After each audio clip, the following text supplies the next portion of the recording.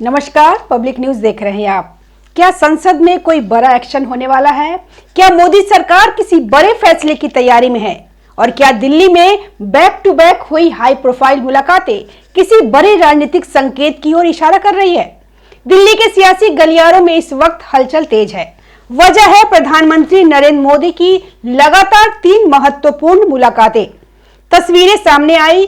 पहले भारत के ग्रैंड मुफ्ती शेख अबू बकर अहमद से मुलाकात, वह भी राष्ट्रीय सुरक्षा सलाहकार अजीत डोभाल की मौजूदगी में।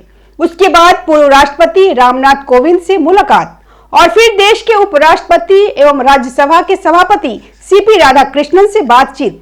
3 मुलाकातें, 3 बड़े चेहरे और समय संसद के बजट सत्र के दूसरे चरण से ठीक पहले। यही वजह है कि सवाल उठ रहा है कि क्या यह महज शिष्टाचार मुलाकातें थी या फिर संसद में कुछ बड़ा होने जा रहा है। सबसे ज्यादा चर्चा जिस मुलाकात की हो रही है वह है प्रधानमंत्री मोदी की भारत के ग्रैंड मुफ्ती शेख अबू बकर अहमद से मुलाकात। उन्हें कंधापुरम एपी अबू बकर मुसलियार के नाम से भी जाना जाता है। वह सुन्नी मुस्लिम समुदाय के प्रमुख धार्मिक विद्वान है और ऑल इंडिया सुन्नी जमीयत उलेमा से जुड़े रहे हैं। उनकी संस्था जमिया मरकज सकाफाती सुनिया एशिया की सबसे बड़ी इस्लामी आधुनिक शिक्षा संस्थानों में गिनी जाती है, जहां बड़ी संख्या में छात्र छात्राएं पढ़ते हैं। प्रधानमंत्री ने इस मुलाकात के बाद सोशल मीडिया पर लिखा कि बातचीत बेहद सकारात्मक रही। सामाजिक सद्भाव, भाईचारा, शिक्षा सुधार और समावेशी विकास जैसे मुद्दों पर विचार विमर्श हुआ। लेकिन सवाल यहीं से शुरू होता है कि क्या यह मुलाकात सिर्फ सामाजिक संवाद का हिस्सा था या इसके पीछे कोई बड़ा राजनीतिक या विधायी संकेत छिपा है। याद कीजिए, पिछली बार जब ऐसी हाई लेवल बैठक हुई उसके बाद केंद्र सरकार ने पीएफआई पर प्रतिबंध लगाया। इस बार भी एनएसए अजीत डोभाल की मौजूदगी ने कयासों को और हवा दी। जब राष्ट्रीय सुरक्षा सलाहकार किसी धार्मिक नेता से मुलाकात में मौजूद हो तो स्वाभाविक है कि लोग इसे सिर्फ शिष्टाचार नहीं मानते। अहमद को राष्ट्रीय स्तर पर तब खास पहचान मिली जब उन्होंने 2019 में भारत का सर्वोच्च न्यायालय द्वारा दिए गए राम जन्मभूमि फैसले का स्वागत किया और मुसलमानों से उस फैसले का सम्मान करने की अपील की। उन्होंने यमन में केरल की नर्स निमिषा प्रिया की फांसी रोकने में अहम भूमिका निभाई। निमिषा प्रिया पर वर्ष 2017 में तलाल मेहदी की हत्या का आरोप लगा था। अंतिम समय में उन्होंने यमन के उन धर्मगुरुओं से संपर्क कर हस्तक्षेप किया जो तलाल मेहदी के परिवार के संपर्क में थे।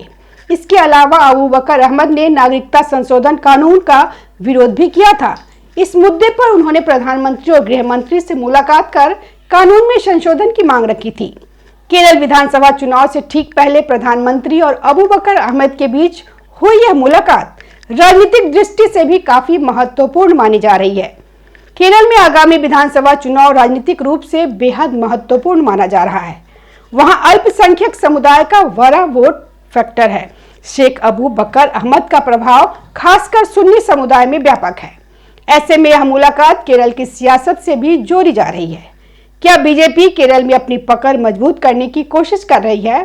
क्या अल्पसंख्यक समुदाय के साथ संवाद बढ़ाकर नई राजनीतिक जमीन तैयार की जा रही है? बीजेपी दक्षिण भारत में विस्तार की रणनीति पर लगातार काम कर रही है। कर्नाटक के बाद केरल और तमिलनाडु पर विशेष फोकस है। ऐसे में यह मुलाकात चुनावी दृष्टि से भी अहम मानी जा सकती है। दूसरी मुलाकात पूर्व राष्ट्रपति रामनाथ कोविंद से चर्चा, कानूनी सलाह या ऐतिहासिक संदर्भ। प्रधानमंत्री मोदी ने पूर्व राष्ट्रपति रामनाथ कोविंद से भी मुलाकात की। दोनों की मुस्कुराती तस्वीरें सामने आई। कोविंद ने प्रधानमंत्री कार्यालय के नए भवन को सेवा के माध्यम से शासन का प्रतीक बताया। लेकिन इस मुलाकात को सिर्फ औपचारिक बताना शायद जल्दबाजी होगी, क्योंकि जिस तरीके से पूर्व राष्ट्रपति रामनाथ कोविंद से यह मुलाकात हुई, जिस पर पीएम मोदी ने यह कहा कि पूर्व राष्ट्रपति कोविंद से मिलकर अच्छा लगा। उन्होंने कहा कि अलग अलग विषयों पर उनकी जो अंतर्दृष्टि है हमेशा विचारशील और ज्ञानवर्धक होती है। पूर्व राष्ट्रपति ने सोशल मीडिया पर अपने पोस्ट में कहा कि पीएम कार्यालय सेवा तीर्थ में मोदी से मिलकर खुशी हुई। यह बड़ी बातें उनके जरिए कही गई। उन्होंने यह भी कहा कि यह इमारत वास्तव में नागरिक देवो भवो का प्रतीक है। सेवा, करुणा, कर्तव्य और राष्ट्र प्रथम का एक पवित्र स्थान। सेवा के माध्यम से शासन का एक सशक्त प्रतीक। देशवासियों को शुभकामनाएं। यह ट्वीट जो है वो पूर्व राष्ट्रपति की तरफ से किया गया है। रामनाथ कोविंद कानून के विद्वान माने जाते हैं। उनके राष्ट्रपति कार्यकाल में देश में कई ऐतिहासिक फैसले हुए। अनुच्छेद 370 का निरस्तीकरण, नागरिकता संशोधन अधिनियम CAA का पारित होना और राम मंदिर पर सुप्रीम कोर्ट का ऐतिहासिक फैसला। ऐसे में सवाल उठना लाजमी है कि क्या सरकार किसी बड़े संवैधानिक या कानूनी कदम की तैयारी में है? क्या संसद में कोई ऐसा बिल आने वाला है जिसके लिए कानूनी और संवैधानिक सलाह ली जा रही है? राजनीति में समय बहुत मायने रखता है।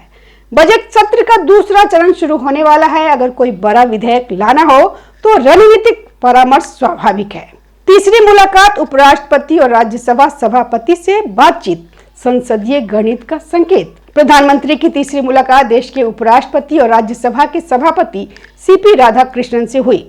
यह मुलाकात विशेष रूप से महत्वपूर्ण मानी जा रही है क्योंकि राज्यसभा में विधेयकों का पारित होना अक्सर जटिल गणित पर निर्भर करता है। 9 मार्च से बजट सत्र का दूसरा चरण शुरू होना है। ऐसे में सभापति से मुलाकात को संसदीय रणनीति के नजरिए से देखा जा रहा है। क्या कोई ऐसा बिल लाया जाएगा जिस पर तीखी बहस की संभावना है? क्या सरकार विपक्ष के संभावित विरोध को ध्यान में रखते हुए पहले से रणनीति बना रही है? राज्यसभा में संख्या बल का संतुलन लोकसभा से अलग होता है, इसलिए सभापति की भूमिका अहम होती है। चर्चा का संचालन, नियमों की व्याख्या और मतदान की प्रक्रिया सब उन्हीं के अधिकार क्षेत्र में आता है। क्या कोई बड़ा बिल आने वाला है? अब सबसे बड़ा सवाल, क्या सरकार कोई बड़ा बिल लाने जा रही है? राजनीतिक हलकों में कई तरह के कयास लगाए जा रहे हैं।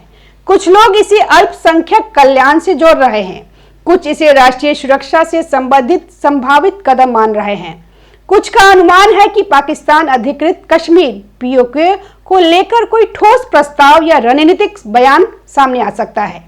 हालांकि इन सब पर अभी कोई आधिकारिक पुष्टि नहीं है। इतिहास बताता है कि मोदी सरकार कई बार बड़े फैसले अचानक लेकर राजनीतिक समीकरण बदल चुकी है। नोटबंदी, अनुच्छेद 370, CAA, इन सभी फैसलों ने देश की राजनीति की दिशा बदल दी थी। तो क्या फिर से कुछ ऐसा होने वाला है? प्रधानमंत्री की ग्रैंड मुफ्ती से मुलाकात को अगर एक अलग नजरिए से देखें तो यह सामाजिक समावेशन का संदेश भी हो सकता है। हाल के वर्षों में सरकार पर अल्पसंख्यक समुदाय को लेकर कई आरोप लगे हैं। ऐसे में संवाद की पहल राजनीतिक माहौल को संतुलित करने की कोशिश भी हो सकती है। प्रधानमंत्री ने अपने बयान में सामाजिक सद्भाव और समावेशी विकास पर जोर दिया। यह शब्द सिर्फ औपचारिक नहीं होता, यह संकेत भी देते हैं कि सरकार व्यापक सामाजिक संदेश देना चाहती है। इन मुलाकातों के बाद विपक्षी दल भी सतर्क हो गए हैं। संसद के अगले चरण में अगर कोई बड़ा प्रस्ताव आता है तो उसका राजनीतिक असर 2026 और 2027 के चुनावों तक जा सकता है। इसलिए विपक्ष पहले से तैयारी में जुट सकता है। अगर कोई विवादास्पद बिल आता है तो संसद में हंगामे की संभावना से इनकार नहीं किया जा सकता। लेकिन अगर सरकार के पास पर्याप्त समर्थन और रणनीतिक तैयारी है तो वह इसे पारित कराने में सफल हो सकती है।